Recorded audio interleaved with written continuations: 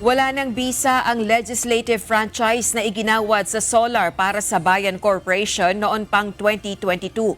Ito ang nilinaw ni Batangas 1st District Representative Leandro Leviste upang pamalian ang mga naging pahayag na binenta nito ang kumpanya niya na binigyan ng prangkisa ng gobyerno. Ayon kay Leviste, na-revoke na ang franchise nito matapos na hindi ito makapag-operate ng 2 alinsunod na taon sa nakasaad niya sa batas dahil hindi rin ito nabigyan ng license to operate.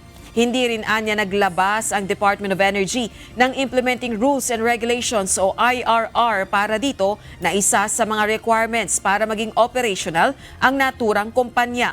Binigyang diin din ng mambabatas na wala siyang kinita sa nasabing kumpanya kundi nalugi pa siya ng daang-daang milyong piso matapos na hindi niya ito mapakinabangan. Ako po ay nasasaktan na pinalabas na yung prangkisa ng gobyerno ay ginawa kong pera dahil kabaliktaran nga ang nangyari.